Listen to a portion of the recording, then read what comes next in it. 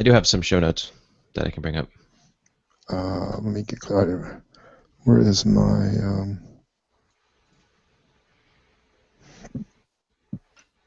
Because we know our number one fan will be there, which I would say is probably Uncle Al now, at least one of them. Okay. So we are live.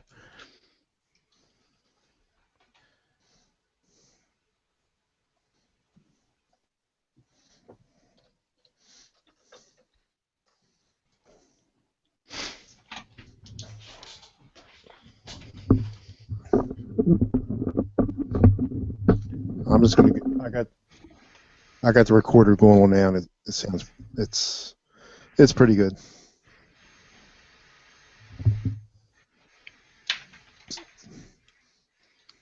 So when you want to start, you can go.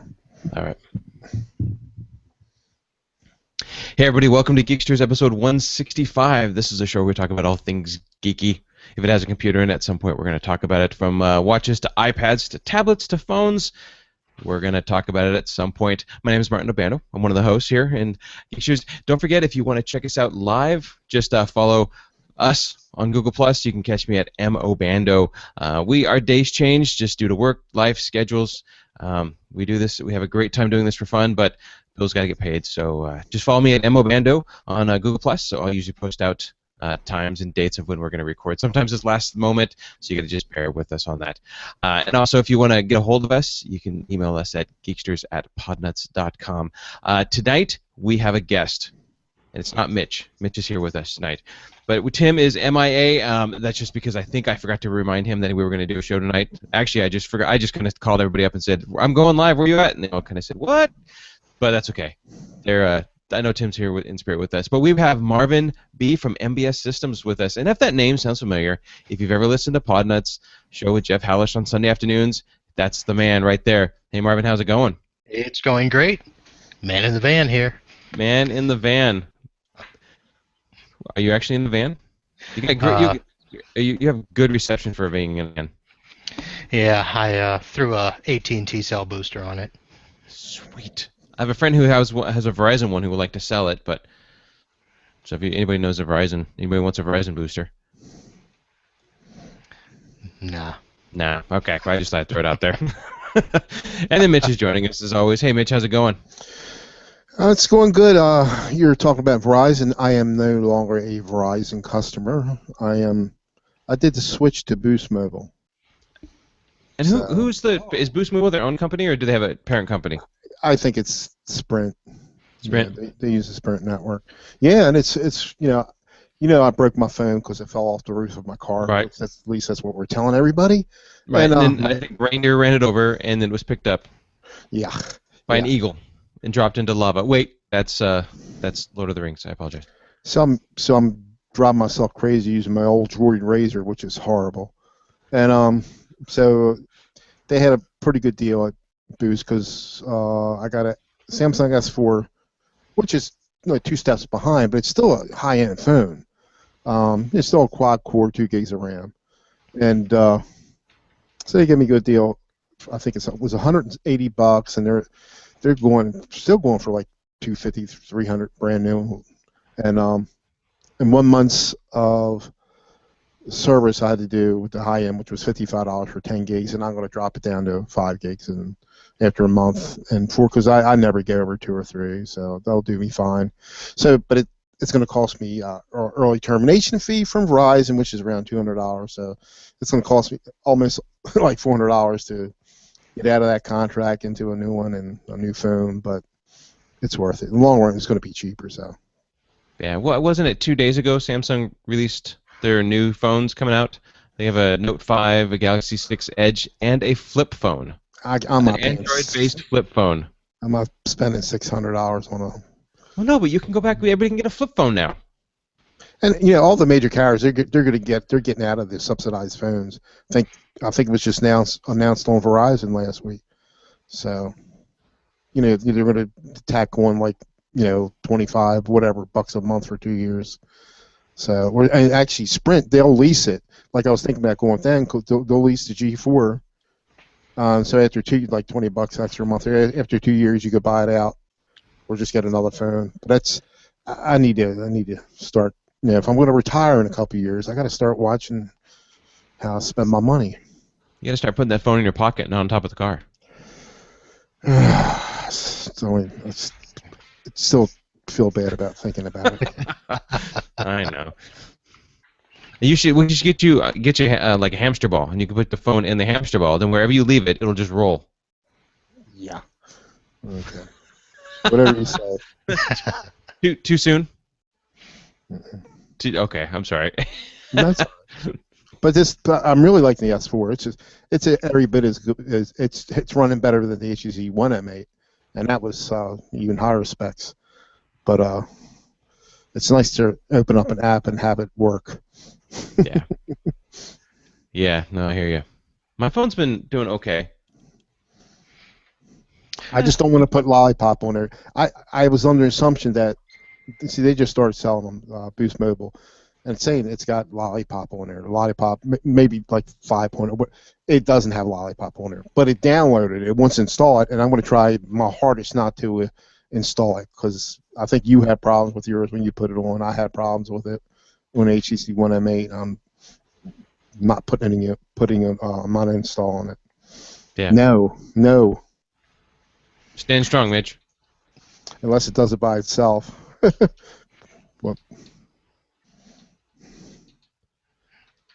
Yeah, I'm stuck with AT&T and my iPhone. well, So I was thinking about going with an iPhone, but then there's no challenges. Everything works. But anyway, no, I shouldn't say that. Well, no.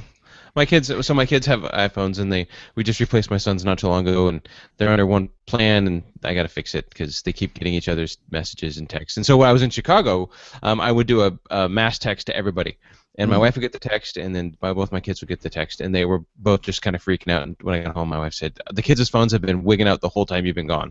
They're always saying that they're getting both kids are getting your text." And I said, "Yeah, I've been sending it to everybody."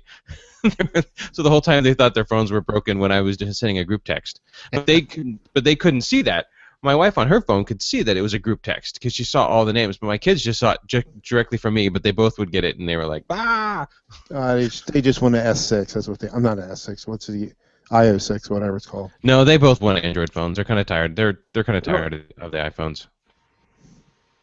Yeah, I've been intertwined in the Android system. There's no way I can go to an iPhone. Although my son, he's got the 6 Plus, and I was playing with it when I was over there last week. It's pretty nice. But there's less apps on the iPhone, so that's why I've been trying to look for an Android alternative at some point. Because I've been hearing about all the good apps, but I can't get them on the iPhone. Really? Well, they have a lot of paid apps too, right? Don't they? Yeah, but I don't pay for apps. Yeah. Breaking you down 99 cents at a time.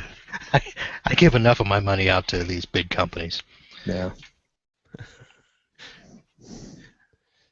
So we have Marvin. Oh, go ahead. Sorry, no, I was just going to say the same thing. I was going to say, how was Chicago?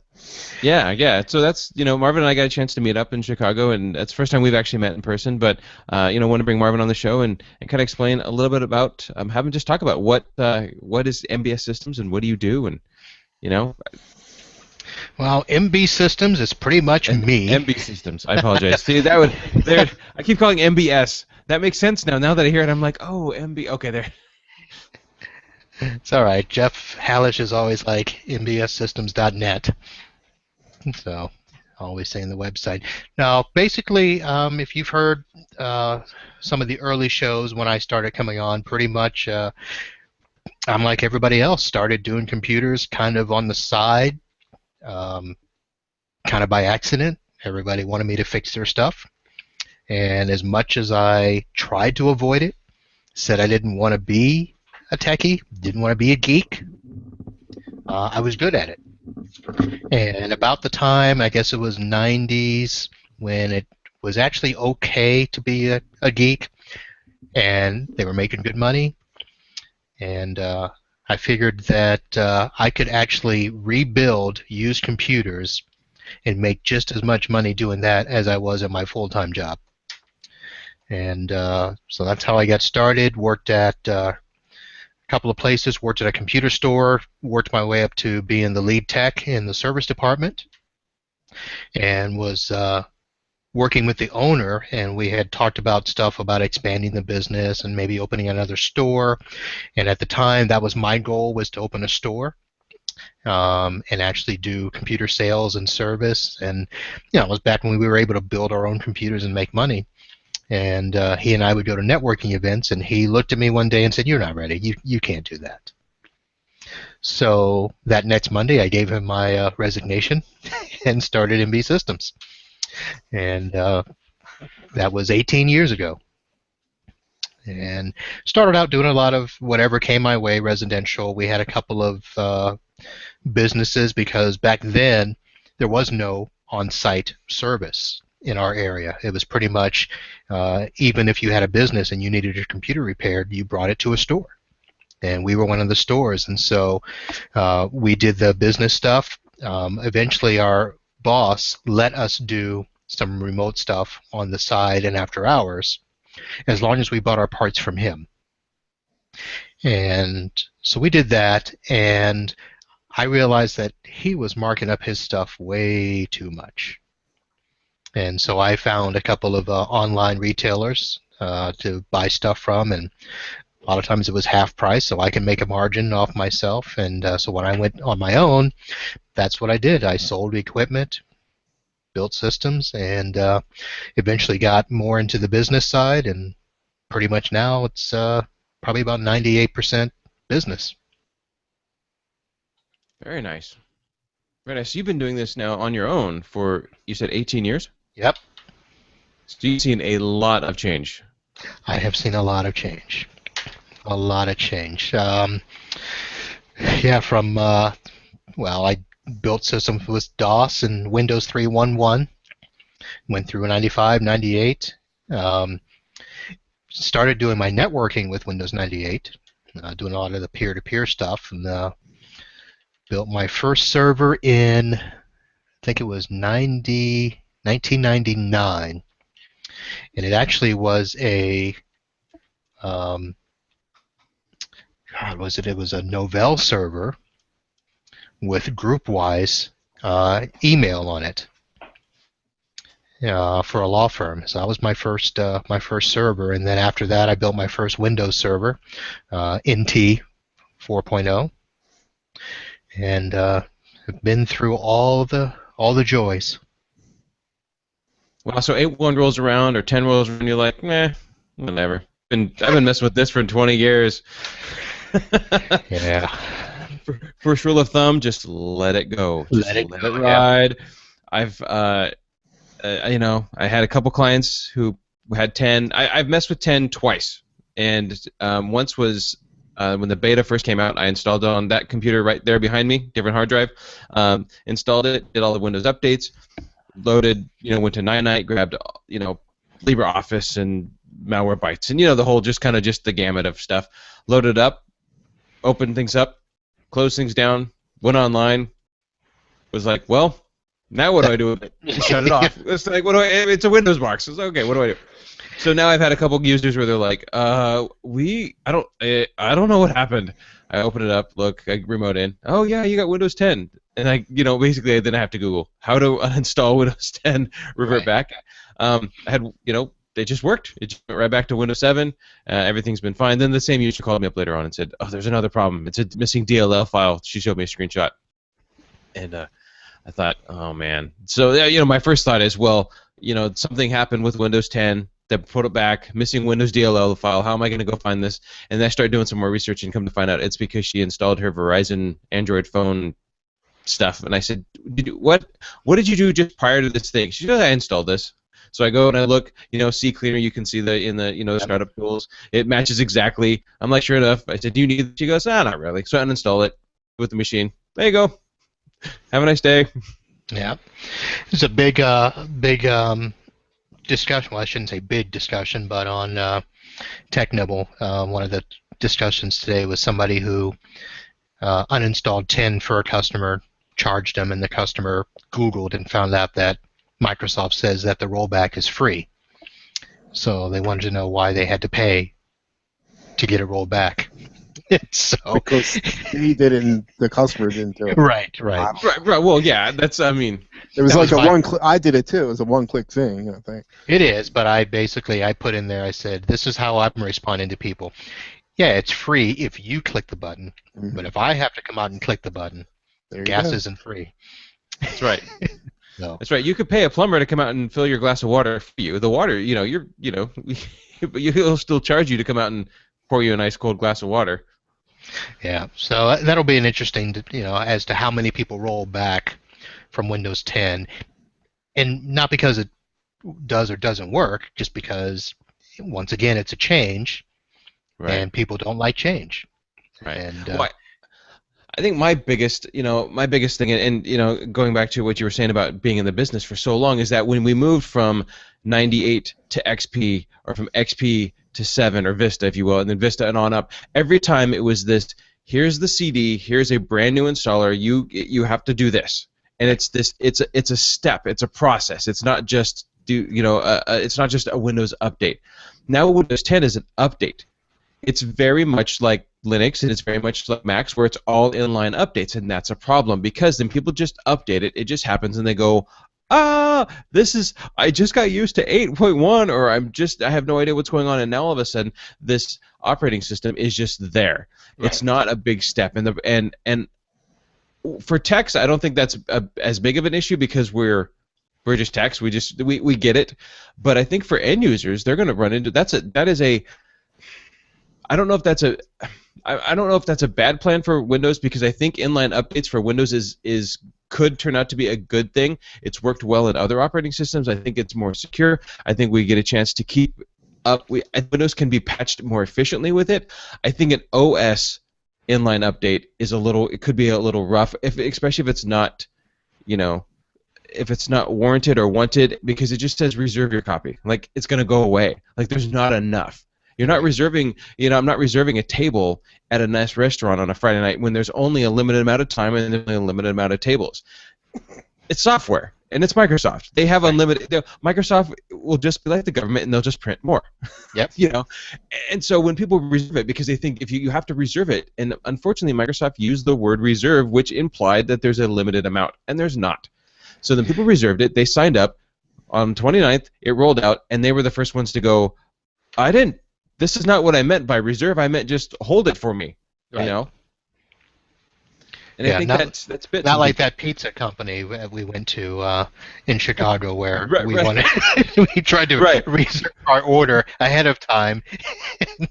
Oh, that's not how it works. Right. So this pizza company, so we go, and there's a huge line, and they said, well, when you come in, you order your pizza. You put your name, you give them your order, and that way, and it was explained to us, pre-order. Pre-order. That way, when you get to your table in an hour, your pizza will boom, there it is. So we all quickly quickly scurry together. There's a big discussion of who wants what and how many pizzas we're going to order. We finally get it settled out. We go to them. We tell them, these are the 2 pizzas we want. They say, great, thank you very much. We sit down and we said, okay, when's the pizza going to get here? And they said, well, we have to cook it. We're like, but we reserved the pizza, like we placed our order. Well, that's not really how it works. So all we did was save ourselves, I don't know, 30 seconds by telling the waitress, instead of when she was at the table, she already knew what our pizza order, what she wanted. So we didn't have to tell her when we sat down to please start making this pizza because this is what we wanted. Right. And then we sat there for another while. And then the people who had to do the zombie thing, that was Sunday night, because people then who had to do the zombie thing left without any food. Right. And we had to take it to them. Right, well, or give it away. For the homeless that would take it. So Lollapalooza was going on in Chicago at the same time. And so Yeah, there that was a was sea fun. of humanity wherever we went. There were just so many people all along the street. And that was interesting because it ended Sunday night, and by that time, after dinner, it was pretty late. That was about, 10 o'clock? And, Well, the yeah. thing started at 10, so it was after 10. There was a plenty of medicinal and non-medicinal herbs and alcohol flowing throughout all of Chicago. So Yep. that was pretty funny. I still should have got a shirt for $5. They were selling shirts for Lollapalooza shirts for $5. I probably could have talked them down to 3. Well, remember it started as 10 when we were walking from the hotel down to where the zombie place was, and then as we were walking back, it was $5. And we could have swore if it was starting to rain, it was starting to sprinkle, and if it had started to pour, it probably would have been like, here's your shirt. Right. Here's a shirt. So it was a good time. I definitely did have a good time. But I'm gonna install Windows. I think I'm gonna. So this computer behind me, and I'm gonna test it because remember Microsoft saying something along the lines, and I think they may have taken this back. Whereas if you didn't have a legal license copy, they'll still give you 10 for free. Do you know? Did they pull that back? That statement back? 10. I don't remember You're that. talking about like on a pirated copy or something Yeah. of 7. I heard, and I don't know if this is true. I've heard some people through circles that was able to do actually a clean install over top of the pirated copy and it activated. So, but I don't know. I wouldn't Yeah. know. I wouldn't I don't know. know because So, this one behind me just keeps telling me to put a license key, and I've never done it. So I'm just gonna throw 10 on it and see what happens without ever putting a key in. Because I've never. That one's just telling me, oh, you it's know, you never get your been. free. Well, what did it come with? I just put a Windows 7 on it, never registered it. Because it's just a test box. I turn it on and I turn it off. Is this a machine you built or was it bought? Is what I'm asking. Is it No, an no, OEM? it was a bot. It was a built machine. OEM and it It's came been with. parts and pieces. It's been parts and pieces. I've wiped the hard drive many times and put Windows 7 back on it, but I've never licensed it because will just reload it whenever But I need. what I'm trying to say? What was it bought with? What? Oh, I OS? have no idea. You don't remember what? No, I've wiped the hard drive many times. It does, yeah, I'm sure it's well, the newer BIOS. It's embedded in the BIOS, but the older ones I think were on the hard drive. Oh Or no, was it a BIOS? that's an old machine. Help me out, Marvin. You know what I'm trying to say. Yeah, I'm sorry. I was looking up the answer to your question about Windows 10 being free for pirated copies. That is true, but it has to be on a qualified device. So the question now is going to be what constitutes a qualified device? What does that mean? I don't know. Yeah, that's Microsoft for you, giving you a straight answer. Very Probably like confusingly. you couldn't put it on like an Apple machine running. I'm hoping that's what it is. Yeah, I mean it's probably going to be something where if you have Windows anything installed, 7, 8, XP, and it's on a recognized motherboard, Yeah. then you'll be able to upgrade as long as it's working. So I'm on an i7 right here, an older i7, and it works good, really good. But I got this expensive software there, that Wirecast.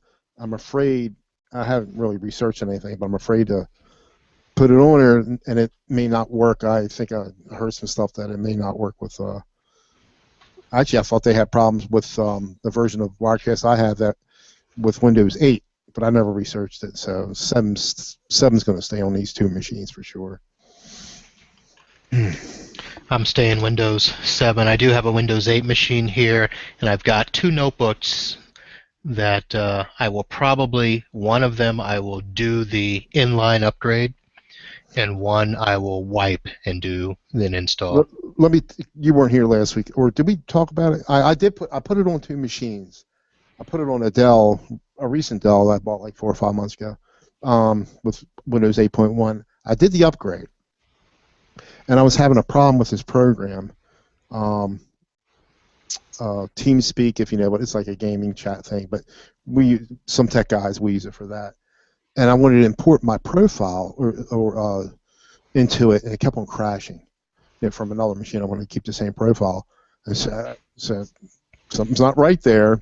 So I reverted back to Windows 8, which it didn't take long at all. But the problem was still there. So it may have been there. So I said I wanted to do a clean install anyway. I said I had already downloaded the you can download that utility, to make your ISO, or you can install it from there. So I did that, and I burned it to a thumb drive.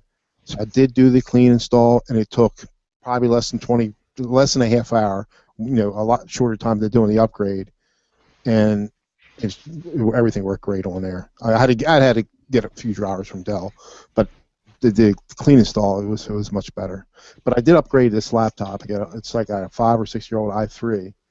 I did the upgrade on that on this Toshiba. This seems to be working good. I mean, so far. So I think that's the song I'm gonna put Windows 10 on for now. So. Oh, cool.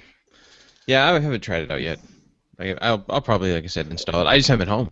I mean, there's some things I didn't know about it. You guys know, with the with the updates they're seeding their updates. That's crazy. Well, the seeding if you're on a local network and it'll share the bandwidth with all the stations in the network. Or the internet, and the internet. It will say the internet too. So yeah, I don't like turn that at all. off. Turn that off. And Yeah, I know that Steve Gibson and Mike Smith both went through those security updates and kind of the changes, that you can go through and turn off and on, because there's the Wi-Fi Sense. The Wi-Fi Sense, the pardon me. So yeah, the Wi-Fi Sense, the seeding of the data. There's the listening. There's a key. It's not officially called key logging, but it helps with this in the same way that your Android phone and the iPhones, as you use phrases more and more, it remembers them. So then you can basically type a sentence because it thinks it knows what you're going to say. It'll start to do that too. It's not really key logging, but it's keeping a hold of what you're typing. And so. I mean, if your Android phone's doing it, I guess Windows will do it too. What's that called, Martin?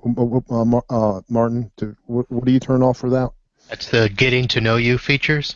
Okay. Yeah, I don't know. I haven't seen it yet. So, if soon as I can go to my computer and I can say, make me an Earl Grey tea hot, then I will be I will be pleased. What I haven't messed with is when I want to, they get the multiple desktops. I haven't done that yet. Which, you're on Linux. It's nothing new there. Oh yeah. Yeah. Yeah. Ooh, multiple desktops. Well, you could. There are. I mean, I remember from XP, there's programs you can put on there that would do the same thing. Yeah. You could buy programs for multiple desktops. So that's. Meh. It's nothing. I don't think there's nothing revolutionary in Windows 10.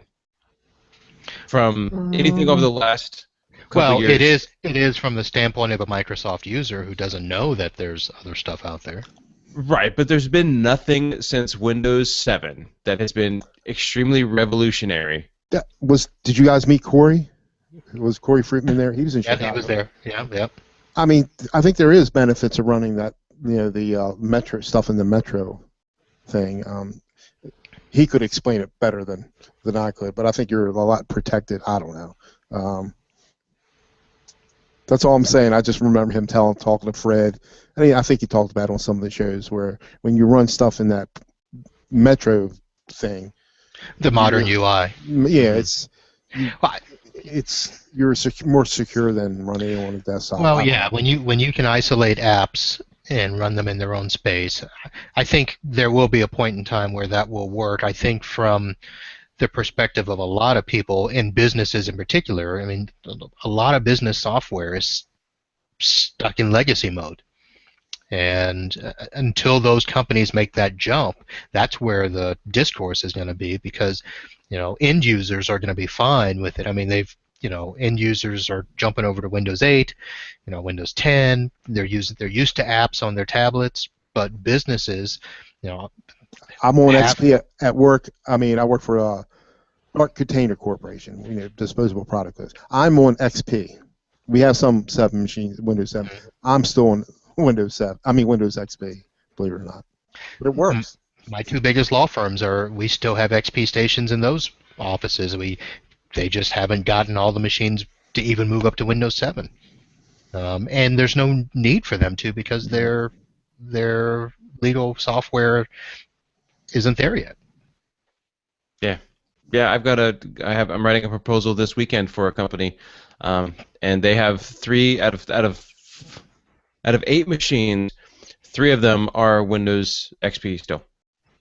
And one of them I mentioned about going to Windows 7 on 2 of them, and they said yes, we want to go to Windows 7 on these 2, but the software, their back-end software doesn't.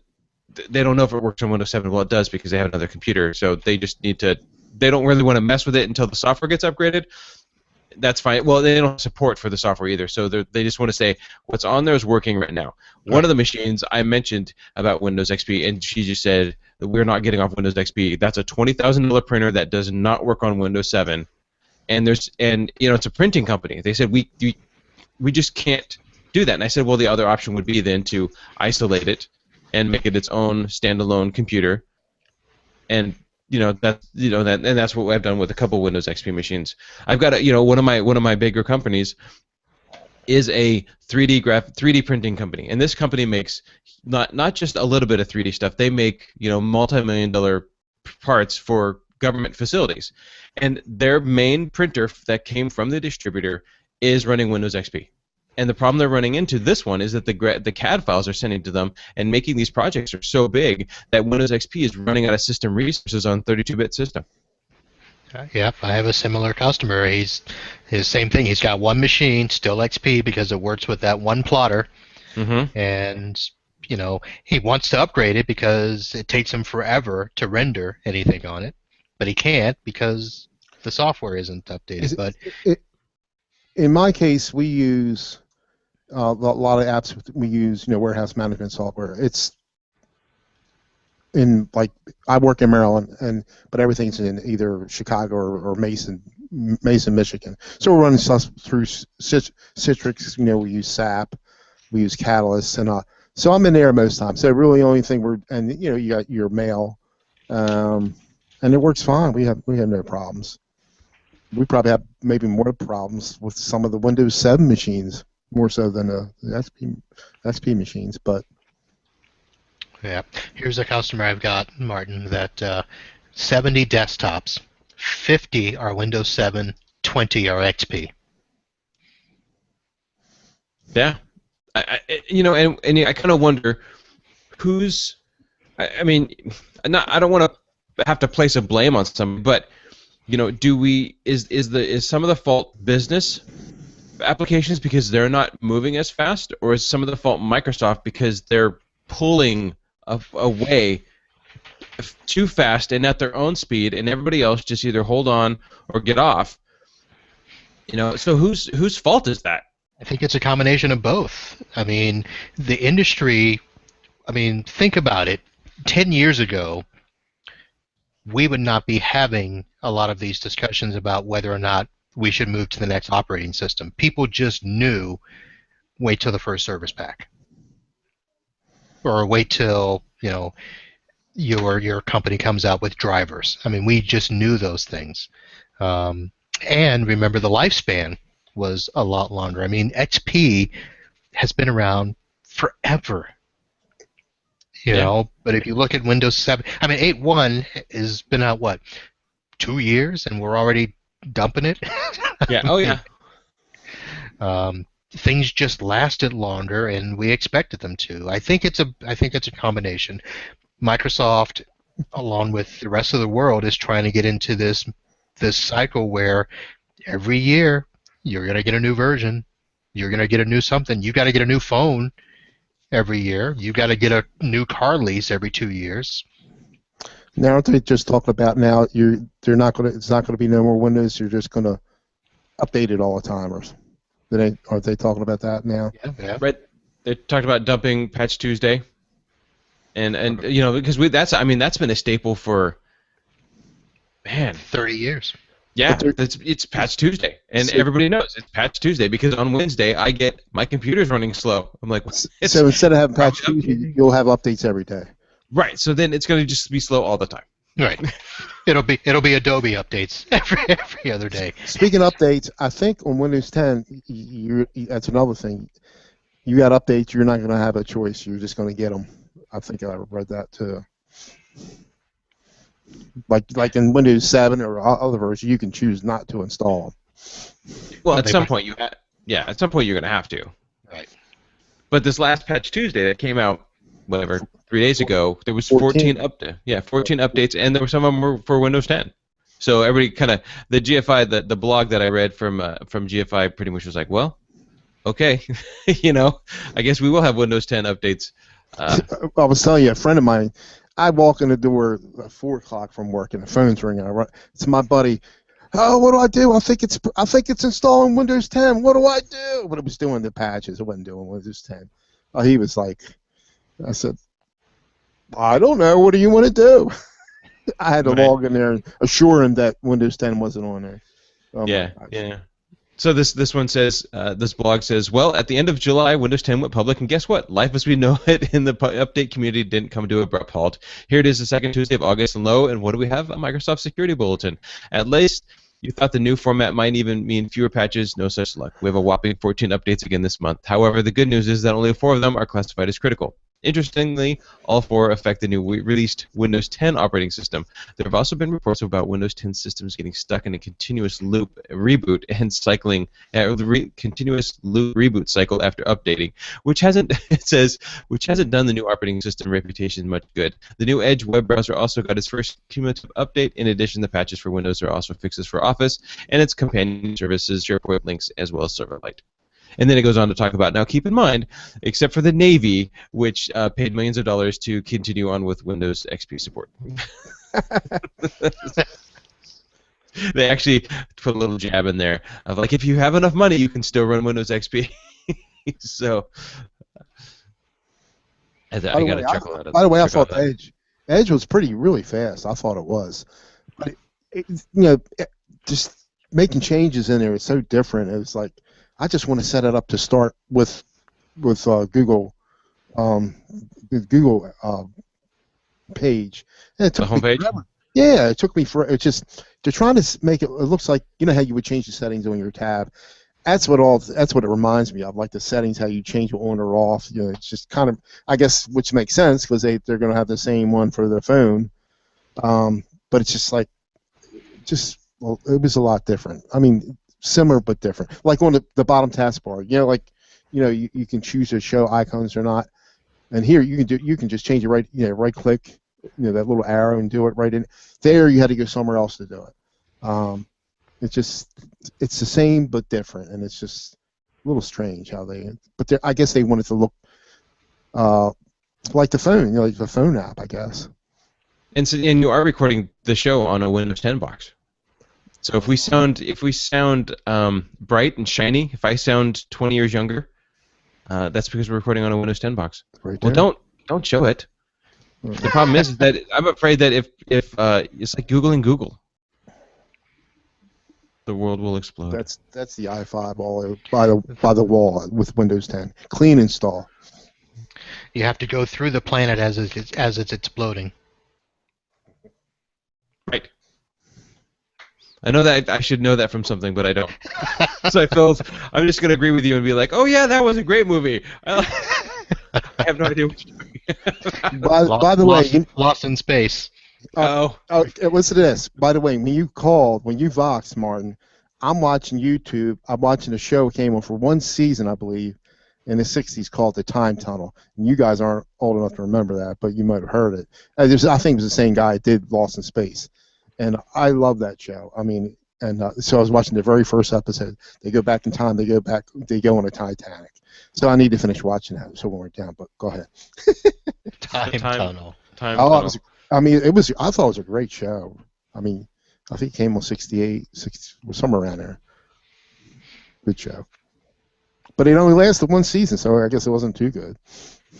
Well, Star Trek only lasted how many? Three. Two I think three. And I love that. The original Star Trek? Yes. Yeah. I'm away. Seriously, that was it? Only 3 seasons? Yeah. On NBC. I'm away more of a Trekkie way than Star Wars. I'll take Star Trek any day. But you guys are younger. You're probably into Star Wars. Yeah, the original series, 66 to 69. Mm-hmm. Really? I didn't know that. Yeah, didn't make it through its 5-year mission. Nah. That's funny. But I think it did all right at the theater. Actually, I think the first film didn't do all that great. But now, the first one did okay. I forget what. It was boring. But I think it was slow. It was the Wrath of Khan was much better. Yeah, but when those movies were made, movies were okay like that. You can't do that now. But the first Star Trek in the reboot was awesome. See, some of the older people don't like it. I love it. I like it. Chris Pine. Chris Pine, yeah. And his father played. I don't know if you remember a show called Chips. I remember Chips, yes. Oh And yeah, the boss, the guy was the boss in there. That's his the father. lieutenant. Yeah, it was his. That's Chris Pine's father. I Oh. forget what his Oh name yeah, was. no, I Robert used to. Pine or something. Yeah, they Oh look yeah, no. alike. Yeah, but I still to this day I'll be driving down the freeway and I'll see two police officers and that's I don't think slow down. I don't think check my speedometer. Punch. I'm too busy going dun, dun, dun, dun, dun, Yeah, dun, yeah, yeah. dun, dun, dun, dun, and I'm like, oh wait, I'm speeding. Okay, hold on. Well, I think I missed the boat on this one, and I really should have. I should have really not gone into a technical field where I should have chose to help people. I really should have become a virus writer because I came across this program I apologize, news story. It says crypto wall ransomware still running rampant. Oh, yeah. And it goes through and it talks about how, according to Homeland Security, their cyber division, 2.9% of users infected with CryptoWall will pay the ransom. And which it seems kind of low to me, but for the sake of this, they're saying 2.9%. And then it goes on one of the first things it talks about later on in the article talks about, well, what do you do if you get infected? How do you know? But one of the things that catches right in the middle of the article, it says people always ask, why are the viruses and malware created? And I think all of us as techs have ever been, like, well, we'll explain a virus, or we'll explain a malware, we'll explain something that's destructive, and they say, well, why? What's the point of it? And we say it's for the money. And they say, don't people have other things better to do than just write these programs? And I said, I don't. No. Apparently not. I don't think so. Not if you can make $33,000 a day. Right. Exactly. So they're saying 2.9% of the people pay it. Okay. And I think these numbers are low, but it says the math is this: if 2.9% of the people will pay the ransom, you infect 5,700 computers per day at $200 per ransom, which is pretty low. That's low because the initial starting point on most of them is 500. Right. And then it went to Bitcoin, which then fluctuates with that. So they're saying $33,000 per day. So 2.9% times 5,700 times 200 times 30 equals $991,800. That's just shy of $1 million per month. So people do this just to get money.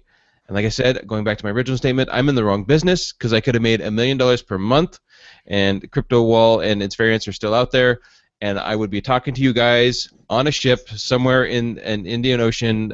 You wouldn't be here living in the States. Looking a whole lot tanner than I do from the sun or lack of sun that I get in the Pacific Northwest. Right. Malware today is what porn was yesterday. That's the title of the show. No. What's wrong? A lot of people made a lot of money in porn on the internet. What's wrong with porn? Oh, never mind. Wrong show. No. Wrong show. But yeah, no, that is a great analogy. That's still. The porn industry is still a very lucrative industry, but it's not. Yeah, it's easier to make viruses. Yep. Malware. And it keeps us busy. I don't complain about it because honestly, if there were no malware and viruses, then I wouldn't be having. I'd have a job because I could keep networks and stuff connected. But really, what else am I going to do? Yeah, but you'd have time to do more advanced stuff. Deal more with server stuff and work on a lot of higher end stuff. That's what I did before malware started ruining my days. Setting up VPNs and learning how to replicate data between offices and all that stuff. Malware has diminished my productivity. Yeah, but it's fattened the checkbook. Oh yeah. Well, speaking of malware, then increased malware. You guys hear that Adware just released a new version? So it's now version 4.1. Still around? Adware removal tool, yeah. Oh, adware removal tool. Oh, you thought the one on bleaching? I'm thinking LavaSoft. Adware. Yeah, that's what I was thought. Oh, I'm sorry. The adware removal tool. Yeah, so they they released 4.1. I don't. I think that they. That's not ADW Cleaner. That's a I don't different. think. Yeah, I don't think. I think it's different. So I So don't maybe know. that's. So I I don't know thought if I that was use that one. ADW Cleaner. I I don't. don't know if I, I've ever used it. now, Malware Bytes bought junkware removal tool, right? Yep. Yes. Yes, it did. Should be interesting. Yeah, Yeah. you can still get it independently, right? So far, so. Well, it's And still I in my. have. Go ahead. I was going to say, still in my D7 is separate. Well, yeah, mine too, mine too. But I was talking to who was I talking to? Somebody, and we would bring up these tools like JRT and ADW Cleaner, and they're like, "You guys still use those?" I'm like, "Yeah, all the time." Like, they just work. I mean, some They're people still use Spybot Search and Destroy. I've used that. I'll use that on a super infected machine because then I'll run my gamut of tools, and I'll throw Spybot on there just to let it find it, and it And usually it'll finds some still stuff. find a lot of stuff. Yeah, I had a client this week call me, and she says, our computer is running so bad and so slow. And I said, and I was working on being nice about it because I didn't want to say, hey, have you gotten the 4 emails I've sent you? Because my GFI was screaming a while ago. 71 things found. I cleaned it out. 74 things found. I cleaned it out. Like, hey, by the way, I think your computer's pretty infected. We need to take a look at it. And I didn't hear anything. And she says, no, I must have missed those emails. And so I figured at some point she'd give me a call, and she did this week. I spent I'd spent some time cleaning it up, and then ran a couple big scans overnight, and everything came away pretty clean. But Can I ask both? I use all those tools. Can I ask both while both you guys are here? How much time do you put into it before you will just say, do a clean install? You mean a nuke and pave? Yeah, I mean, how many hours? Will you put an hour into it or 2 hours before you're? I probably haven't done a nuke and pave in 5 years. Yeah, if I feel like I'm getting headway on it, I will not. But I will say that I would say the majority of my cleaning is an hour or less. I probably wouldn't consider it. I think the last time I did it was when I got into day 2 and couldn't remove something, and that's when Right. I called the person and said, okay, I've already spent a day on this, and the bill's going to be high already, so... See, my company where I work at, like I said, I work in Maryland, but the what do you call it, the tech department, they're in Chicago or Mason, Michigan, and we don't have an on-site guy. I mean, it's not my job, but they know I know something about it, and they would rather me send it up there, send the PC up there to have a reimage, but than to spend time trying to clean it. But it's a big company. We're all over the world, so. Yeah, in that scenario, I would understand. I do have one of my customers that has an on-site tech, and there are times where he won't spend any time on it. He'll just give the user a new computer and image it. I mean, he won't even try to clean it. Right. Which a lot of times that frustrates me because I'm like, look, just spend 15 minutes at least looking at it first. Well, it's a challenge to us. I mean, I want to be able to clean it. Like we had that one tough one you tried to help me with 6 or 7, 8 months ago, Martin, and I mean, I isolated it, but I still went up doing a clean install. We just couldn't get Chrome kept on redirecting. We knew what it was, and I did find something I could kill it, and I probably should have deleted it. It might have been all right, but just went up. Well, and that's where I see. So what I'll do is I'll work on a computer, and if I'm making headway on it, and I see, and it's not, I'm seeing that it's just the normal stuff that you'll see for malware and spyware. I'll just keep chugging at it, and usually I'll spend a bit of time on it, and a lot of that time is run JRT, leave, come back, okay, reboot, run ADW cleaner, leave, come back. Let it a lot of it's just doing its thing, and then I run scans and malware bytes, and that takes some time to run a scan, and so I'll spend time like that. But if I'm noticing that just the same thing is still happening, or I'm just having a hard time with it, that I will nuke and pave. Now, at the school that I'm at, I have images, and the kids will get on there, and we've tried to block down as much as possible, but we have no idea what they do. It's a 5th grade class. They use everything. It's quicker to do an image, yeah. Right. Everything they do is all just shortcuts to links that are already done in group policy. Nuke, pave, hand the laptop back to them. There you go. As opposed to spending time. But that's because I already have an image, and I'm fully in control with that. With a customer's machine, a resident who brings me their stuff, I'll it takes long. It may take longer for me to do that and more headache because then I give it to them. Well, where's these icons, or where's those icons, or I was missing this wallpaper, or this NK2 file for, and those are things we want to work on backing up. But I feel like there's always something that may get missed.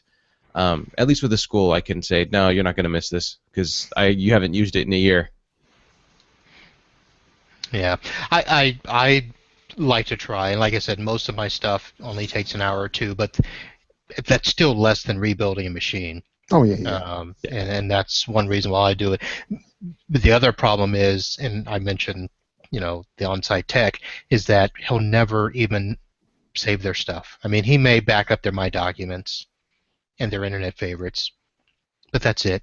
He doesn't back up their NK2 file. He doesn't, which is easy if you're using Fabs. Mm-hmm. He needs a copy of Fabs.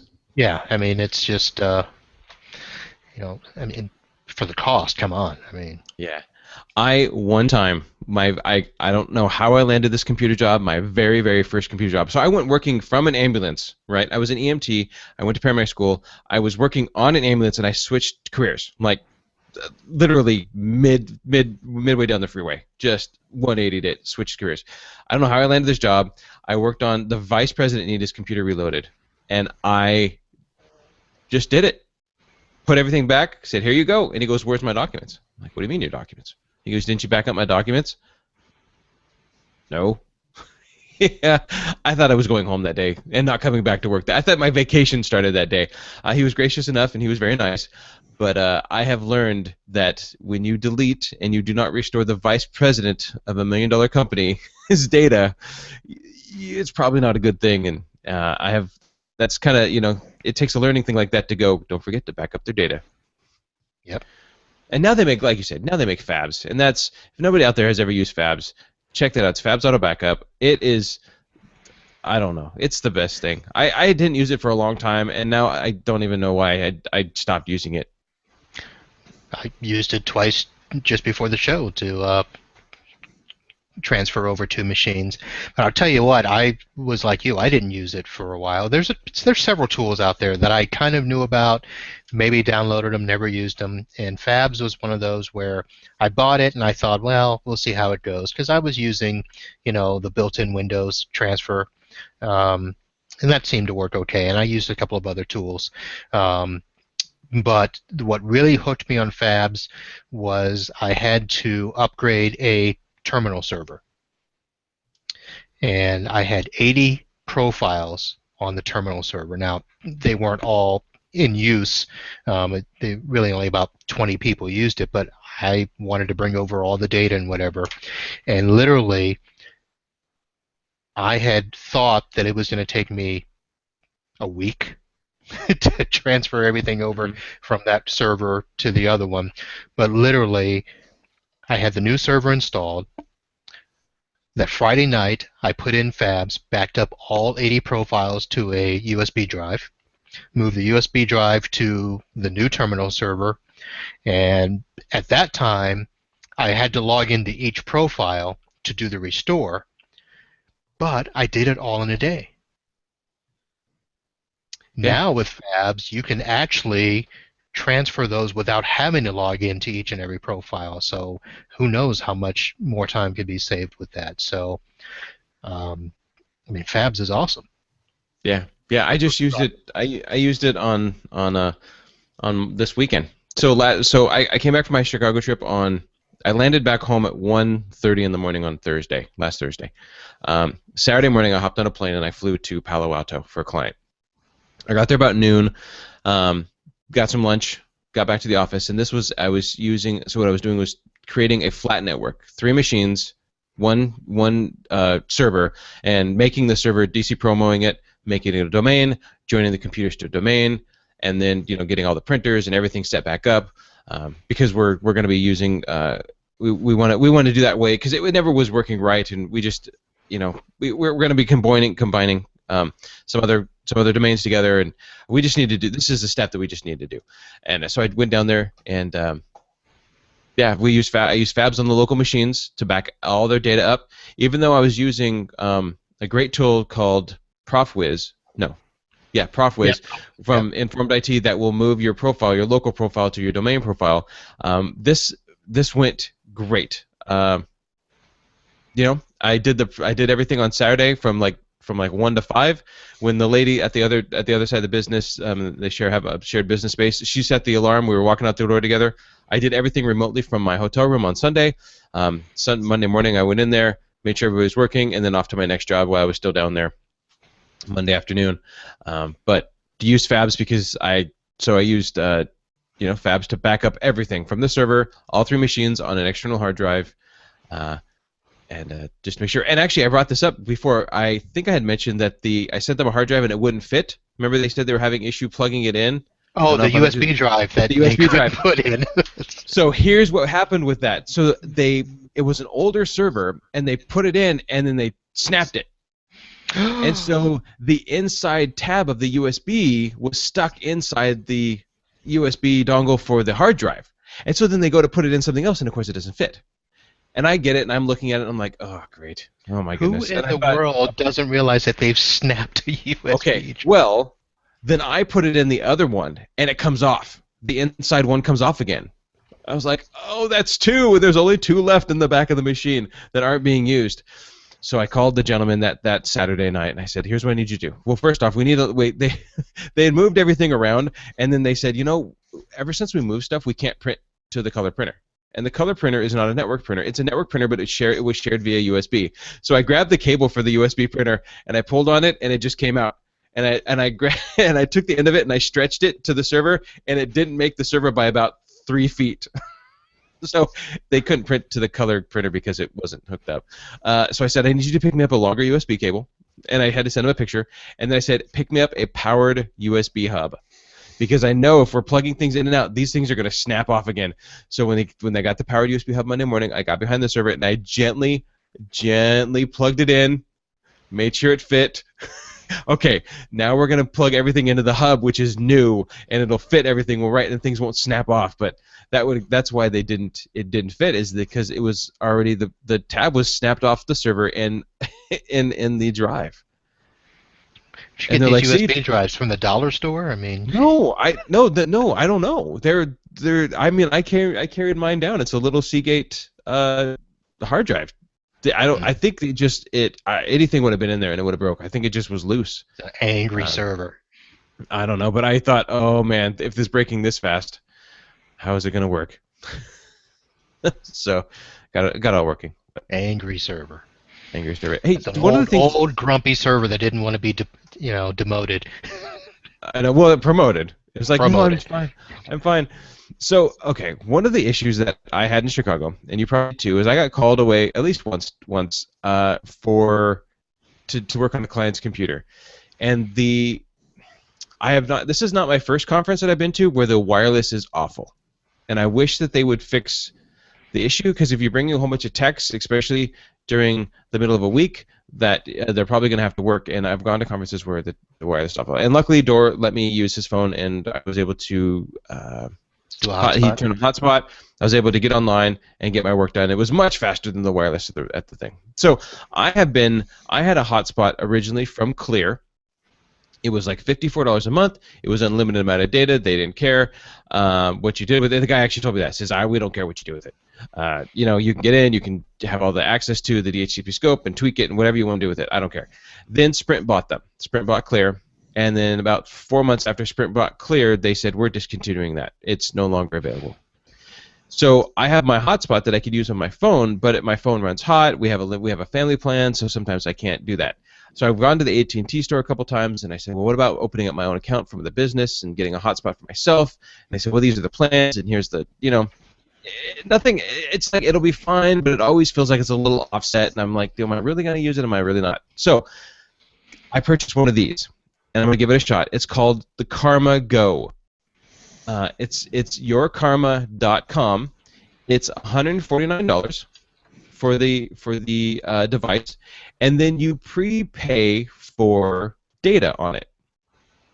And the data is like 1 gig is $14, 5 gigs is $59, and 10 gig is $99. So I spent $249 with for a hotspot with 10 gigs worth of data on it. Now, here's the kicker.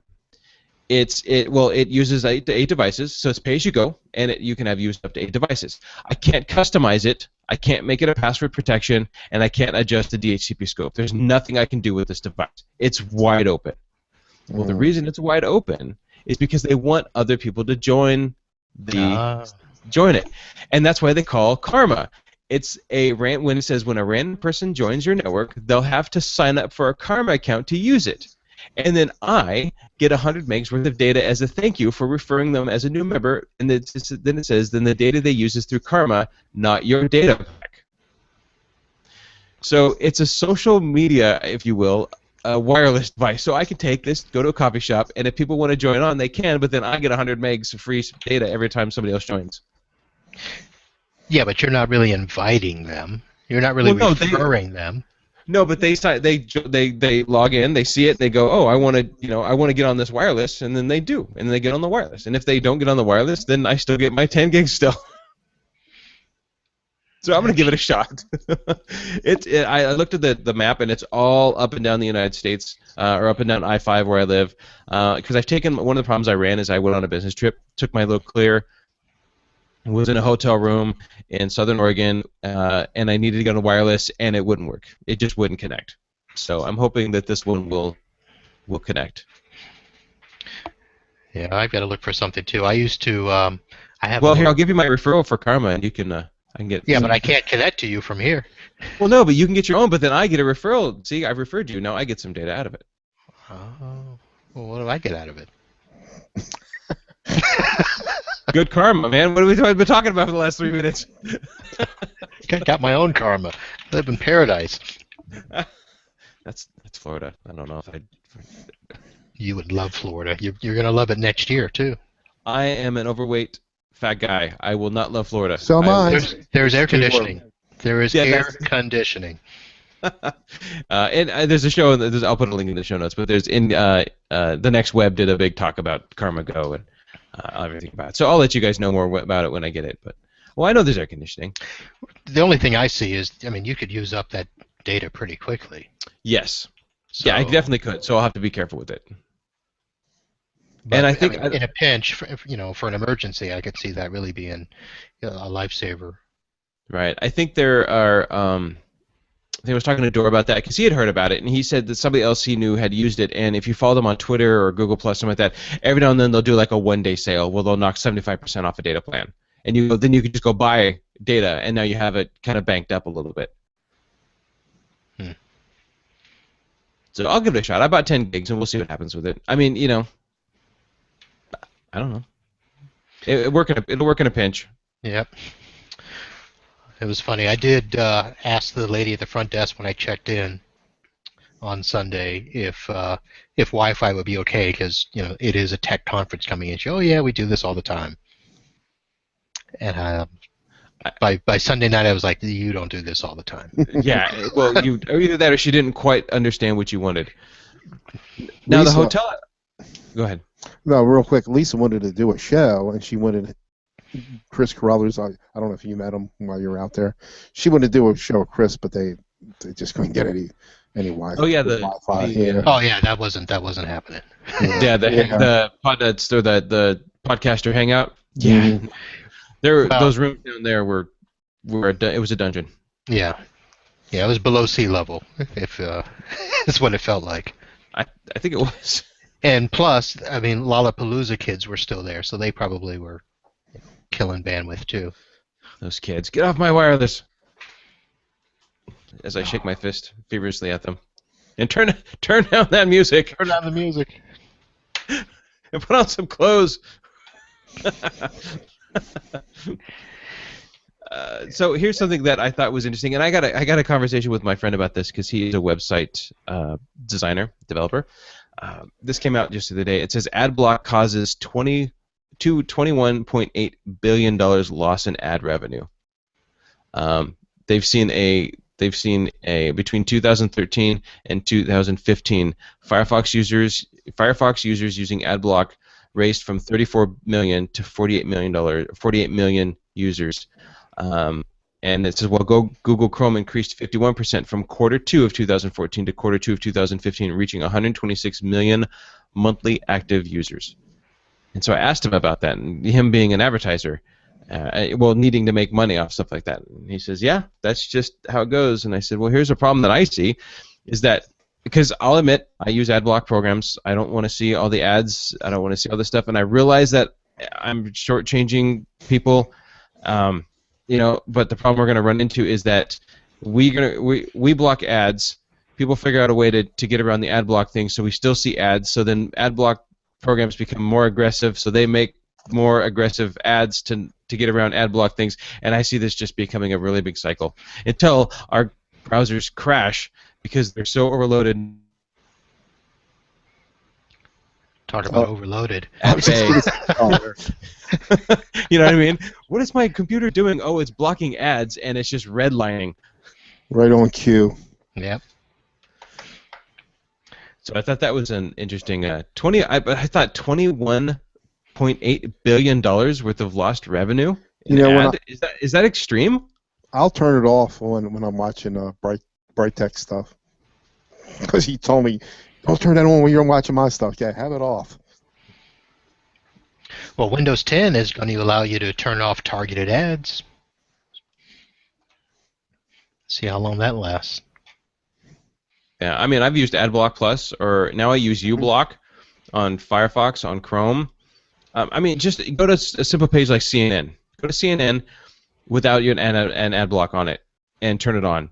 Then turn it on and see the change. Actually, go to, there's a and this is a great page, speedof.me. It tests your bandwidth. It's a Flash base, it's HTML5 bandwidth testing. So it's not the speedtest.net. It's speedof.me. There are banners on the sides and on the bottom. Turn on your ad block, that all goes away. So right there, it's I use it, like I said, I use it all the time, and people say, well, don't you see that one thing? And I admit I have to turn it off every now and then just so I could see what somebody's referring to, because I had a client of mine years ago tell me my web page is getting redirected to some spam site. I said, no, it's not. They said, yeah, it is. I said, I don't see it actually. So, and at the time I was close to the Microsoft Store, so I went into the Microsoft Store and I started using their computers, and sure enough, it was getting redirected. But I couldn't on my computer. I was blocking the redirect, so the redirect would never happen. And I'd go right to their page because of my ad block tools. Yeah. So there are problems like that.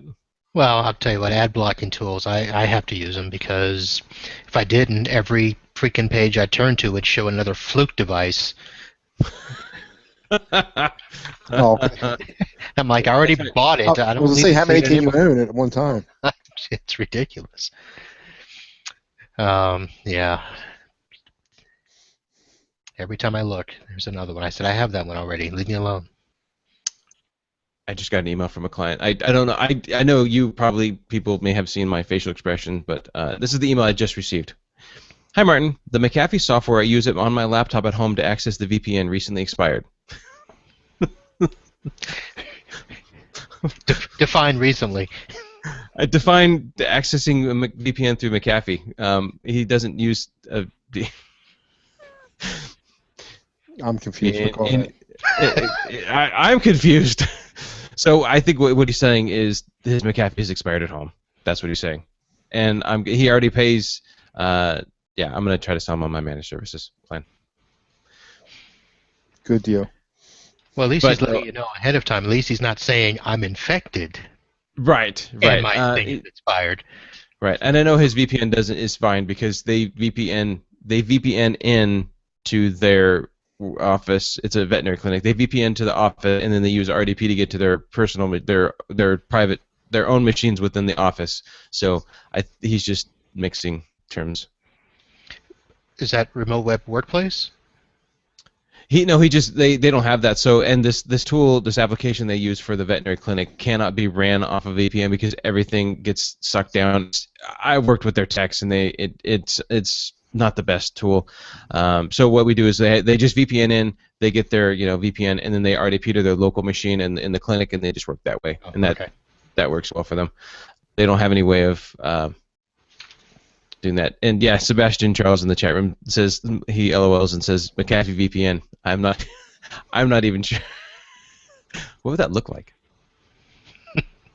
Yeah, but you just get the free VPN service that would just show up on your computer when you installed something, and you have to remove it every now and then. So I'll give him a call tonight. But other than that, I haven't done a whole. I mean, I've got some computers that we're moving over. School's starting up, and I've got two sites that are actually moving.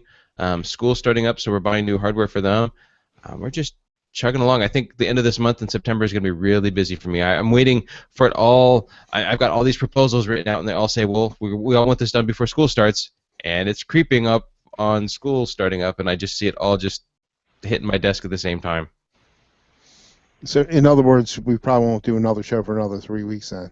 No, I'll work on getting another show. I know. I'll get Marvin to step in for me. That's the problem being over here on the West Coast. I just That's why we don't know who your football teams are over there. East Coast people. Baltimore Ravens. I'm sorry. So I did. One of my the owners of one of the sites that I work at. I was sending out the texts and the tweets and everything from the Cubs, and he was like, "Oh, our Giants are beating your Cubs today." Because I did notice, I don't know if you noticed at the Wrigley Field, they did have the Giants mat down. It's because the Giants were the next team to come into Wrigley Field to play, and Giants are beating your Cubs, and I'm like, not my Cubs. I'm an Angels fan. I just happen to be there for free. And so. Yeah. So business should be picking up. I actually still have several clients that said they wanted their Windows 2003 servers updated. So so I'm waiting for them to actually put down their deposit and show that they're ready. I have a copy of that I've had for since 2003. I was going to practice it, which I never did. Still to this day. Yeah. Yep. So that I've got clients moving. That's why I had to leave the conference early. I left early Wednesday morning. I missed all of Wednesday's stuff, and I had a client that's moving. So we had a pre-installation meeting with Comcast, a wiring meeting for their new space, and I had to do all that. Very nice. That I love when I can get a hold and be part of that, because that's. My wife, sorry. That's when that's the best part. I've got a client who's moving as well, and they said there's something in this office that we're moving to. We don't know what it is. Can you just come take a look? I said sure. So I go to the new place building with them, and it's a rack. It's switches already in place. It's punched down. It's a panel. There's already wiring, professionally wiring jacks done in all the offices and multiples in all the offices. I'm like, please don't take this away. Just leave this right here. This is beautiful. This is exactly what I want, because where they're at right now, we have no control of their network, and it takes 5 days to make any kind of changes. So this way, it's going to be nice. I've quoted them out some new parts and pieces that they're going to need. So, but that's always fun to get in, kind of in the ground floor. We all do it. We all kind of work where we kind of come in later on, but being in part of the ground floor, there's a chance to set things up efficiently, correct. We know what's going on. Well, this is a client who has learned the hard way to bring me in early and not late, because I've had to go in after and just basically tell them they've got to redo everything because it was either done wrong, or they put stuff in the wrong spot because they didn't plan ahead and the furniture is nowhere near where the equipment is supposed to be. And it's another reason why I went through that a couple weeks ago. I think I put one of my fluke results online, but the other one was basically that type of deal where people had run the cabling and didn't even talk to me, but then they wanted to set up all the computers, and we couldn't figure out why none of the computers are working. And I said, well, let me test the wiring, and sure enough, wires were run improperly, A to B cabling and cables that were too long, and I said, you got to have them come back out and redo it. Yeah. And I mean, it took an extra. I mean, they had this particular place. I mean, they had 2 stations that couldn't work for almost a week because they messed up the cabling. Yeah, I think I've been in that same situation where just bring me in. We just get it done right the first time. I mean, they're building one of my schools. They're building a new science lab downstairs, and they need all of this cabling done. So I was there at the ground floor with the contractors. This is where we need to pull the line in here. This is where we're going to put the wireless access points. This is where we're going to hang the projector. This is where we're going to do stuff. And it's so much easier to get everybody in line and to pull the cabling before the drywall goes up and to pull all this cabling because they got to pull it from the server room and, to get all that stuff just done and tacked in place before everything goes up. Because then when it's to finish it off, it's all right there rather than going, well, oh, yeah, we forgot to pull Cat 5 down here, and how are we going to run wireless down here again? And, Yeah. Do you have your cable companies give you certified test results after they do a cable job? This cable company doesn't. They've been with this provider. This cable company has ran this whole school's network, and so they haven't.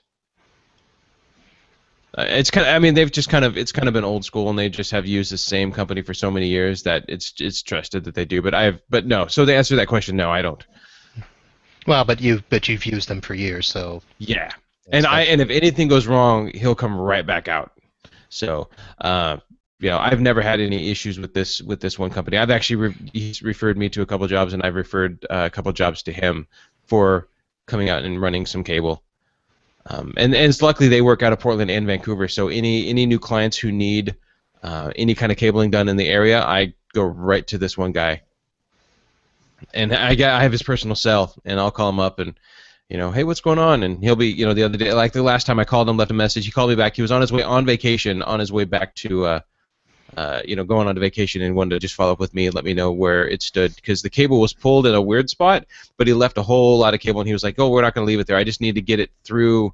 It's an older building, so all the cables ran between the floors. There's nothing that goes in the walls because it's all concrete. Mm-hmm. So he said, I just needed to get it down from the server room, through the floor, through the girls' locker room, and out to this main area, and then he just ran it straight out and just put this huge big service loop. And he said, yeah, we're going to pull it back, we're going to put it where it needs to go, we're going to tack it down and everything. So he said, but he was going on vacation, he knew he just needed to get the pool running, and I said, that's fine, we'll just finish it up, and we're going to put a wireless access point that hangs to the false ceiling right there. Doing open mesh? No, they're using Arrowhive, Okay. which is super expensive. Oh my gosh, their access points are like almost pushing $600 each, and I would love to do open mesh, but they're so here's the problem that I think a lot of people have ran into is that you have a system that's super expensive, but you're so far up to your eyeballs in it that it would cost more to back out of the system and put new stuff in than it would be just to stick with it. Right. And that's unfortunately where they're at. I would love to do open mesh there because it would work out well. It's a school, so they need public and private, and I think it would be beautiful. But the tech person who was before me was a tech person / teacher, and they just bought stuff. Anybody who came in shiny. Sold her something shiny she bought, and for that meant bad software purchases. That meant instead of buying a network version of a license, they would buy 35 licenses, which means that then you had to install the application on every single lab computer rather than just doing one lab install. All right. Symantec. So Yeah. between Symantec and 45 copies of this and 30 copies of that and 200 copies of this, Yeah, I just did a proposal, but we're probably not going to get it because they've got Ruckus Wi-Fi in there, and that's expensive. And apparently they put it in not too long ago, so they don't want to lose their investment, as they called it. Those things Yeah. are expensive. Well, I've had a client who uses Meraki or Meraki, or I've heard it called many different ways. So the Cisco. That's a Cisco one, and actually this was down in Palo Alto. I'm a different client, and I'm gonna probably end up going down there and having a really. I'm actually next week sitting down with the owner of the company and her direct boss, and sitting down and talking with them and kind of come up with the hard decisions because they just buy stuff off the shelf and they hand it out to tenants there, but they don't lock anything down. They don't do anything. They're open in their public conference rooms, and like there's just some things that need to be changed a little bit. There's just some things that need to be better. Well, there's a Meraki down there, Meraki, I don't know, and it's to the wall, and they said, oh, to replace that it's going to cost like $800. And so they would just go to Best Buy to buy these, $29.99 Netgear routers, and that's what they're deploying. Like we could make this so, we could. I said, well, what are you doing for locking it down? Well, nothing. Well, what are you doing for this? Well, nothing. So the problem that I have with, and I'm the IT guy for this company, but every time I've talked with her about some of this stuff, I handle what happens in the office, antivirus, patch management, backing up of the data and stuff like that in the office. But as soon as it leaves the office and it goes to, because it's not an apartment complex, it is in the sense of that it's for companies. Companies will go and rent space there at the business park. All right. And so she just says, no, we just handle it. There's a third party. Well, who's the third party? I don't know. It's some other guy who just comes in and does stuff. Well, is he reliable? Does he know what he's doing? Because you're deploying all the access points. So I'm meeting with the owners, and it may require me to make a trip down there, do a big site survey, look at all of their data, look at all their traffic, really sit down with them and say, what exactly are you doing, and how can we improve this so you don't get somebody who just sits out in the parking lot, joins, with the password actually, and serves something that then now you have federal agents coming and knocking at your door. Yep. Because it's liable for the company. Because now I'm talking to the owners of the company, and they're like, "What?" I'm like, "Yeah, you guys are. Not only is she possibly putting herself at risk, but she's putting your guys at risk. And how do we fix that?" Yeah. Well, the new Open Mesh software is nice because you can get a good track of who's doing what devices, and even rogue access points on all of that. Now, I don't know if you know this, but they just did an upgrade to the MR900, the circular one. It's now MR1750. So I just ordered two because I wanted to play with them myself before I put them out to my client. Well, toss one down my way, or up my way, over my way. Okay, let me just go grab it. Well, not like put it in a box, send it to 29. I'll do an Amazon.com podnuts and send it to you. There you go. Hey, they gave us $10 gift cards at the CompTIA thing. So. Which booth do you go to? Well, no, I guess if you filled out a survey, and so okay, so okay, so they didn't just give it to you. Well, no. So here's what it was: you filled out this tiny little survey, and it was 3 questions, like most inspirational talk, most inspirational vendor, it's all vendor related. It was down the vendor area, and I just put instant house call, handed to him. They gave me my $10 gift card. I said thanks. So. But I did upgrade to. You should have done instant house call that girl, and remote support tech team. Well, I didn't even think of. All I could think I should have done that, but I didn't think about it. I just did the one that was. I mean, it was. I could have turned around and thrown it at Corey, but I just wrote it down at him right there. Or even repair tech. I know. Okay, I made a mistake. I wasn't saying that they weren't good. That was just the one thing that was in my head. Help your people out, Martin. I know. Okay. It was a selfish move. I just wanted the $10 Amazon gift card. I don't care. I just wanted the $10 gift card. All right. There, so here's the question. Have you used the $10 gift card yet? I used it today. I had to buy some apps. I bought some stuff for the chat room. There's a lady in the chat room right now that I had to buy some software for, and I used my Amazon $10 gift card for that. Teddy. We're upgrading Teddy to a new hard drive, 2 new hard drives in her laptop. All right then. So I did upgrade those little boxes right there. Oh, the OM2s. Yeah, so I upgraded that one to version 5, but I haven't messed with it very much. It took a long time to upgrade. I had to let it sit for a while because I must have been in a queue, but I haven't had a chance to mess with it yet. The new firmware. Yeah. And I'm going out to a client tomorrow, and they're having an issue with a router, and I think I'm gonna go ahead and switch them to the SSD and put all their information on that and go that route. So. Nice. Yeah, because you're the one who showed me that. what's Mitch got there? SSD. What is that, Mitch? SSD. What is it? The Is it Samsung one that's Samsung? been sitting here for 5 months. Oh, The Samsung Evo 850. what size? 250. Hey, hold it up to the thing. If Teddy's watching, hey, that's what's coming in the mail. Is that It's actually it's an Evo 250. Yeah. Yeah. Well, cover the Yep, price. there Come it on, man. It was, oh, it's got a higher price than what I paid for it. It, Oh, if I bend down, I'll never get back up. Live podcasting, people. No edits. I know. No edits. Here we go. Actually, I'm charging her less than that price on there. Why'd you spend $129 on that? Good grief. I paid 89. It was 89. Oh, there you go. Hmm. There you go. So I did. We got a chance to meet. Bryce? I met Bryce. Bryce, yeah. John Dubinsky was there, Right. Doobie! and he sent an email. And so he had an issue with the HP network jack. And he said, "Hey, Geeksters posse, I must admit, I thought your Teflon plumber's tape idea was only a shot in the dark. With that said, I took the chance and wrapped the cable as you suggested. I broke off the jack clip, the guard from the molded Cat 5 cable, and wrapped the tape around 3 to 5 times. Worked like a charm.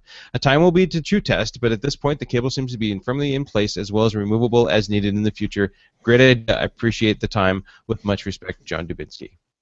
And then Jeff Owens, Blackhammer, sent a voicemail, and we didn't get a chance to cue that up, but his voicemail basically said, and I actually passed this on to John when I saw him at the conference, was Jeff's idea was to make a small dongle, do the same concept, but make a dongle with a male, fix the male end, plug it in, and then have a female end, so now you can unplug and plug in the printer as needed without having to mess with the tape side. And I thought that was a good idea as well. Oh, yeah. So there you go. So apparently the plumber's tape or the Teflon tape, that was actually Tim's idea, was to actually use the Teflon tape, and John said that worked really well. So I thought that was pretty cool. Brandon Martin sent an email saying, "Thanks for all the great podcasts. On a recent episode of Geeksters, you mentioned testing out some PFSense stuff on your home network and that you'll be putting it in some coffee shops, I believe. What hardware did you decide to use in conjunction with PFSense? I know they list their specs on the site, but I was curious to know if you built a custom machine or purchased something off the shelf." I built a custom machine, and it's a Dell small form factor machine. I think it's a Core 2 Duo, maybe. Hold on. Vostro 200. Okay. Core 2 Duo, Inspiron. I don't know. It doesn't say. It's like an Inspiron 700. It is an Inspiron series. It says Inspiron on the side right there. But anyways, it's a 560S. 5.6. So it's got the onboard NIC, and then I just put a second NIC card in it. And I haven't really messed with it too much. One of the first things I wanted to do was test out blocking everything on port 53, which is your DNS, and only allowing port 53 to see the predetermined DNS settings on the box itself. PFSense has a walkthrough on that, and basically what that would allow me to do is say everybody has to go through OpenDNS. If you try to go around that, you won't, because we're only allowing OpenDNS. We're only allowing PFSense is only allowing to see that DNS provider. And so when I turn it on, it actually just kills DNS completely. I don't go anywhere. So when I turn it off, I go somewhere. And of course, rules are deny before allow. And even if I switch it around, because you can modify your rules, it breaks. So I haven't had a chance to fully mess with it too much. But I created my own little small network here in the house and was messing with it, and nothing yet, because I figured once I get it figured out, then it doesn't matter what box I put it on. I'll understand PFSense and be able to block it. That's one of the biggest things with that. The PFSense box is going ahead and trying to figure out how to block DNS from going to certain sites. And I want to use it for reporting, and I want to use it for all the other features that it comes with. But so, Brandon, I haven't used it as much as I would like to. That's part of the things that malware and spyware are keeping me away from doing.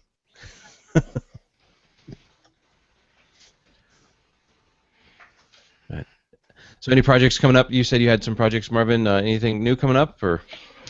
Anything new? I do have. Well, I got to go back to the Bahamas. Oh, that's a shame. Yeah, but this time I'll have to take the wife. Come on, that's a good thing. Yeah, she'll be happy. Yeah, I've got the network is actually deployed over there and not being used. I've got a server, 8 computers, 2 open mesh Wi-Fi routers, and every now and then I log into my open mesh and I look at everything and it's like nothing.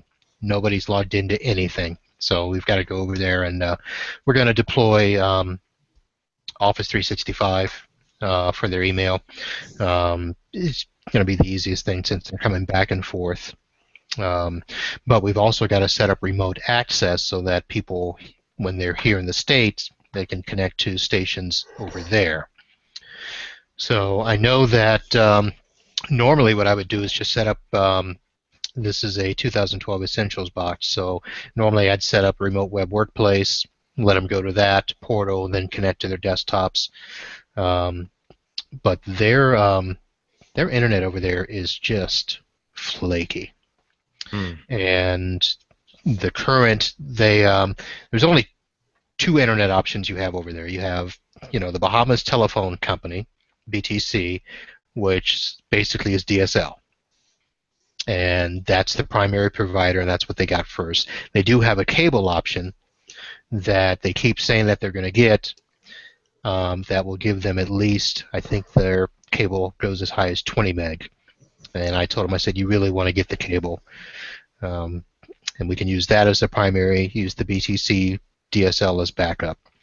So that's kind of what the push is going to be before I go back over there, is to see if they can get that cable internet up.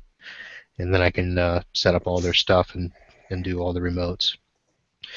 And my only other big project is I'll be deploying out 2 new domain controllers for one customer, multiple sites, one on this side of the state, one on the other side of the state. So I'll do this side first, get them all upgraded to the 2012 infrastructure, and then go over to the Tampa down in Cherubino land and upgrade their other domain controller. Nice. I heard state. I know you said state, and I heard United States, and so I was like, I wonder where he's coming over here. But you said state. I thought maybe you come over this way. Now, state of Florida. We are. Right. We do the state of Florida. I did my venture out. My Chicago. That was my trip. Actually, that's not. I've got to go to Carolina in 2 weeks for a family deal. Going to Charlotte. Yeah. No, I think I'm done traveling. I don't think there's anywhere I'm going. No OLF for you, huh? No OLF for me. Me either. No, I was going to just go. finances. I couldn't do both. I mean, food was done up at CompTIA and everything was all paid for and stuff, but I can't swing it again. And time. A lot of it is time. I felt very lucky that while I was there Monday, Tuesday, and Wednesday, nothing really happened until Wednesday. And then when I got home on Thursday and Friday, I kind of paid for it. I took 5 days and crammed them into 2 very long, very tiring days because I already came back very tired. Let me ask you something, Martin. Did they have a replica of the year I went to OLF with the thing across the hall? Yeah, where there was a lot of liquids to drink. Oh no. Nothing like that. Not for me. No. That's probably the most I drank in 30 years, and I haven't drank anything since then. It was 2 years ago. Yeah. All right, guys. Well, Mitch, if people want to get a hold of us, send us an email, send us voicemail. What's the best way they can do that? I don't know. I have no idea. Oh, at geeksters@podots.com, and send us a voicemail at 707-676-3688. We need them. Yeah. And Marvin, if people want to follow you or shout out or give you a call, maybe they're in Florida, they're listening, and they need some help. What's the best way they can get ahead and get a hold of you? Follow me. Wow, that's People. You can have followers. wow. Got to get on the Twitter and the. I'm actually on what is this? Google Plus, MB Systems 99, MB Systems Inc. In some of the chats, my website, which is going to be new come Monday, Really? mbsystems.net. Yes, new website rolling out, and because the one that is there is 15 years old and doesn't do a thing. Is that just the one that says MB Systems of South Florida? Yes. Yeah, you need a new webpage. No offense. And the only reason I'm getting it is because of podcasting, pod nuts, and all of that stuff. You guys look at it and tell me how crappy it is. I didn't say it was crappy. I just said you need a new webpage. I wouldn't dare tell you how awful and 1990s that looks. But yeah, I'm going to get into the social media stuff. I'll have a Google Plus link on there, LinkedIn in there, the Facebook. I'll have that. You're gonna be looking at who knows what you're gonna do. You're gonna be all social mediaized. I'm gonna do a man in the van campaign. I'll probably get that website up and running. The new face of Podnuts. That's right. Nice. Yeah, very cool. Which for surely almost every Sunday, anyway. No, I'm not. I can't do every Sunday. Well, that's where you know. Yeah, and I mean that's the Jeff and Chris domain there. Yeah. Well, cool. And if people want to get a hold of me, I'm Obando in Google+. I'm Obando Computing in the chat room. That's if you come over to podnuts.com/live, you'll catch us in there. Martin at Obando Computing. Keep those emails coming, guys. I also am getting a new webpage, but definitely not as upgraded as that. They're just gonna. I need to make mine a little more social media-esque, if you will. So I've got my designer working on it right now. I don't know when that's gonna roll out. He's got 2 kids now, so that may be a while. 2 little ones actually. So we'll see. And if you guys give us a call, shout out to us, send us your email, send us your voicemails. We like hearing that, and we'll definitely, Marvin. It's been a huge pleasure having you on here. There's people that I've talked to who are much smarter than me, and you are one of them. And so I call you and try to get a hold of you. I'm probably going to, now that we've talked more, and I feel like we're on a little bit more of a friendship basis, I'm going to be calling you in the middle of the night, asking you about some silly questions. I'll be that guy calling you up. That's right. I will allow for the calls to come. Call me anytime. First one's always free. That's right. But don't forget, Marvin, his 10 o'clock is your 1 a.m. But anyway. And I work late, so, you know.